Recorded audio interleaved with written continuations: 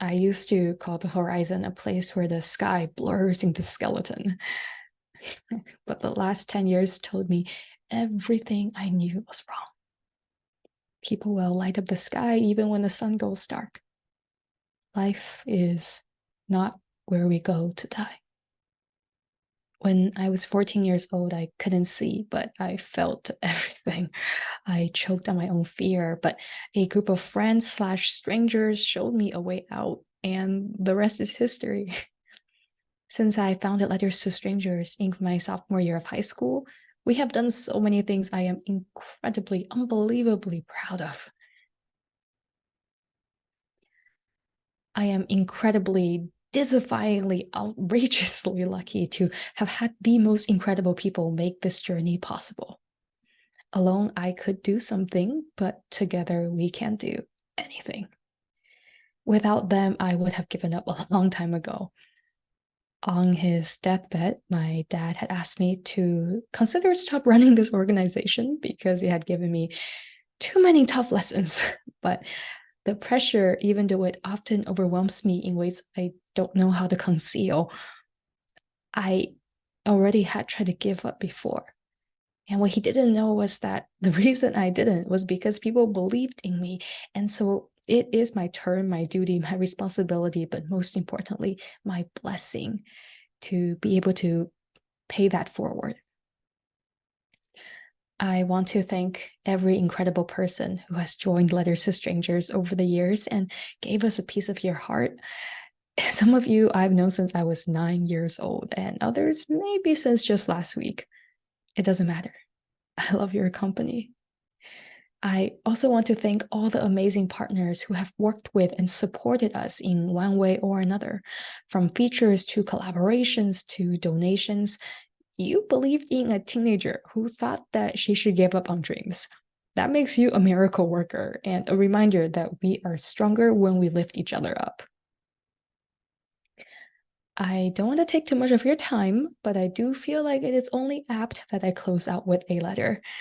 So, from the girl who wrote letters at 14 in a rented room, shouting to the void, here is that girl at 24 in maybe her final student dorm room after giving life a chance to prove those doubts wrong. Dear stranger, on the plane, I watch the horizon crease into the ocean. The middle seat is empty. I lean against the aisle armrest with my heart half stuck in my chest. The lady by the window glances at me. I know I'm crying. I don't want to admit it. I hide my face from her until she finally looks away. Some days, my heart feels so heavy, I think I will trip over myself, stumble, limp my way into a reality I don't want to face, plant hope where all my buds wither before they can bloom. 10 years ago, I wrote there were elephants stampeding nails into my forehead. I memorized 1,000 words for the spelling bee, but the only one I remembered was pain. Some days when the demons in my head get too loud, I pretend like I'm them, like I'm stuck limp half through in some human's head trying to writhe my way free. Countdown 10, 3, 5, I firecracker my way down her thoughts until she gives up on containing me. Eventually she falls asleep and I am she, and I forget where reality gulps into dreams. Magma is only 2 degrees removed from the fever I carry in my stomach. I talk to my ghost, but she won't talk back to me. But then the shower water stays hot. The cafe worker toasts my focaccia without me asking. A friend tells me to add gochujang to my cookies for a little kick. The wind is so cold, but the heat of everything seeps deeper into my soul. My brother lit me a torch. Strangers found my letters pressed like flowers into library books. I read the stories of 1,000 people and then 1,000 more. And I learned that pain was not the synonym for life. It cannot be the synonym for life. My heart hides like a child in the dumpster bin that is my body. I dig up its broken glass, watch its shattered pieces pierce my skin, how they catch the light, glitter, leap rainbows into my eyes so quietly, wildly, on the cusp of adventure. I hold my heart in my hands like a dandelion. Gently, stubbornly, on the cusp of the stratosphere, I blow off the dust on its surface. How red, how vibrant, how everything I am is still so alive.